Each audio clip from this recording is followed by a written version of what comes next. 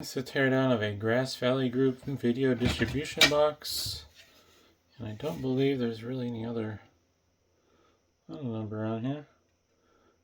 This would be for like video production, I believe. It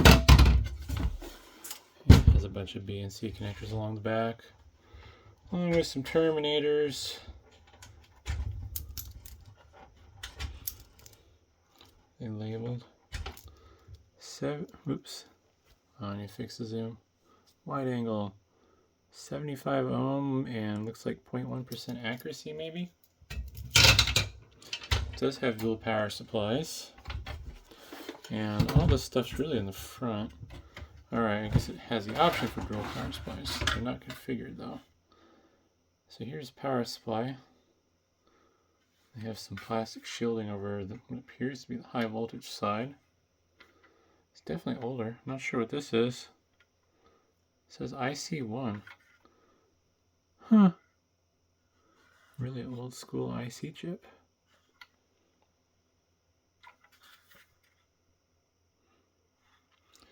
Is that the legendary RIFA capacitor? I don't see any branding. It looks like that's a capacitor, a rectangular thing. If it's a RIFA one, those are prone to exploding. Oh yeah, they are RIFAs. Oh, alright, there it is. Yeah, I didn't. The logo blended in. So if I plug this in, there's a good chance that these would just go up in smoke. Oh man. But let's look at this other board here now. What does this say? GVG 8501-8801. GVG. This is Grass Valley Group abbreviated apparently. And this is an 8 output video DA. Not sure what DA would stand for. Distribution Amplifier maybe? Next card. This is an 8901. Analog video. I'm going to assume DA stands for Distribution Amplifier. So the interesting thing about these is I don't believe the cards can communicate with each other. I believe this back plane is just a pass-through that goes to those ports.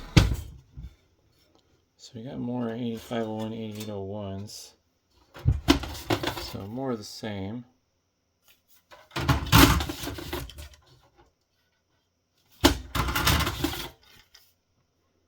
Oh, got some LM371 voltage regulators. Occasionally I recognize stuff. Those are really handy. Forget what they're rated for. I think it's like 5 to 37 volts or something like that. But I didn't show the chips, I suppose, on the cards here.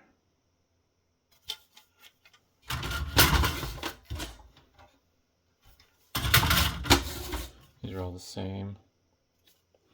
Although maybe different revisions due to the different PCB colors. Another 8901. Yeah, so basically just two different cards in here. I don't imagine there's anything stopping you from rearranging them. Also, I'm not sure what the little gain selector does. Looks to be a variable resistor. 250 ohms, 20. I would assume that's so you can change how much gain there is on the signal to increase its strength. So I think I'm going to see about opening this up. It's held together with a bunch of torque screws. I think they might be T25s. Yeah.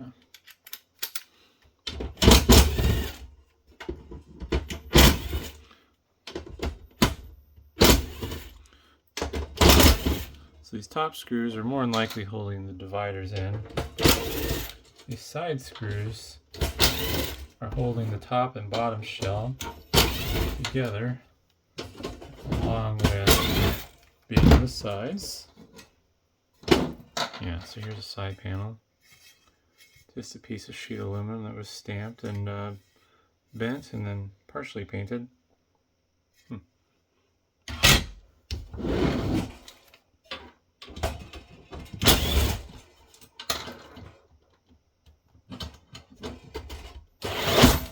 Oops. I was missing 2 of the screws for the other side. That's weird.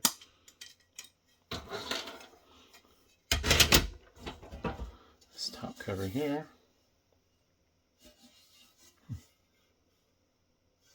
Weird. They made, oh, okay, these indents are guides for the card slots. I assume those are stamped in with like a die. There'd be a piece that would stick out to push those in, and then there's probably something that goes on the back side to force it to kind of form so it doesn't tear out or break. Got some locator pins as well. Those are pressed in. They painted over it, but yeah, interesting. Here's the interior. So these are dividers, just sheets of, I wonder if they were laser cut? Oh, somebody probably can look at that cut line and recognize whether it's laser or, I don't think it'd be saw cut. Maybe water jet. There's a lot of scratches all over them, which is interesting. Plastic divider for the, actually no, it's not plastic, it's probably fiberglass. Looks like PCB material. But divider between the power supplies, probably for airflow purposes, for cooling, because this does not have any fans. Take out these 4 screws here real quick. And that'll get out these other 2 dividers. These are basically vertical supports for the shell. Something in the middle so it can't get smushed. Oh. Alright, this is screw. It's like, is that riveted on? Too tight. I don't have the finger strength. There we go. Train in the distance. So this was just sandwiched in between the top and bottom shells.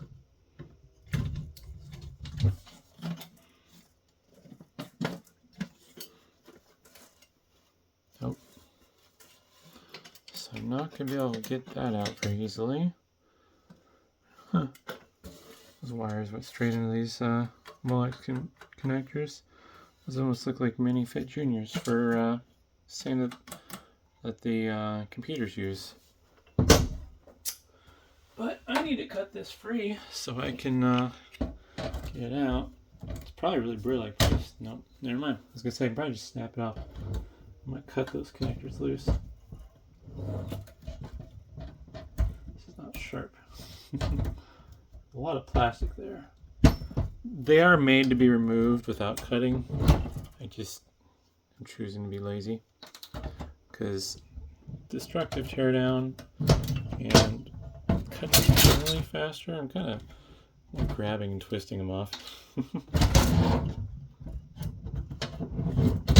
So these little wings, there's probably a tool you can get that'll spin them inwards, but if you spin them inwards they'll clear that hole. Otherwise they're kind of a press-in thing where when you push them through the hole they'll spin inwards, kind of clamp down around that pin, and then once you push it all the way through they'll spring out and that retains them. But with this hole spacing it also gives you a little bit of slop just in case the power supply doesn't line up perfectly.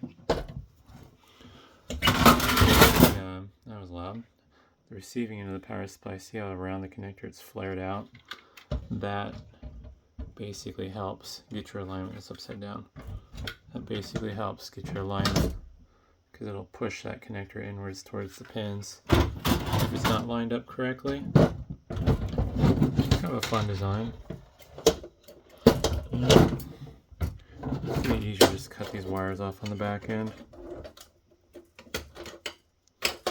Those connectors can stay on the PCB for all I care. Missed something. There we go. Oh, that's right. I need to remove the nut that's holding the PCB down to the chassis. Not sure why that was necessary even. Maybe it's to bond it to the case for grounding purposes. Because this is the only way that this board is going to get a connection to ground. Yeah, it's the only way it would get a connection to ground. I'm chewing up this nut. Cannot. Let's see if that's loose enough. No.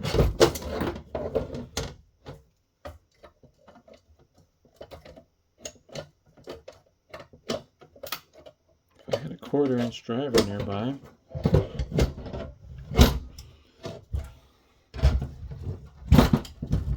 That is not big. I don't understand what stopped me from getting that. Dang it. I don't know why I don't have every single tool in my warehouse nearby. Sometimes these teardowns would be easier to do on the workbench, but I kind of prefer doing them on the table.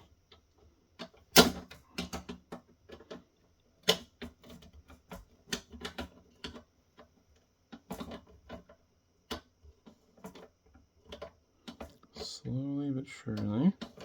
I'll get the nut out. That is not working. I see the nut spinning, it just doesn't want to come loose. There we go. I might have boogered up the threads in the process. Oh, that's weird.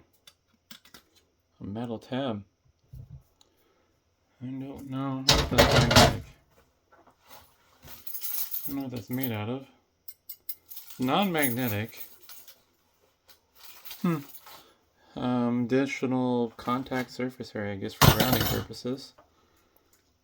And that's soldered to the board. That's probably a piece of copper there. A little plastic overlay.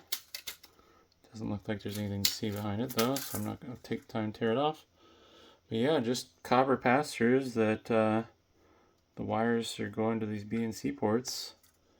And basically, whatever set of pins are going to those B and C ports, that's what the card ends up connecting to.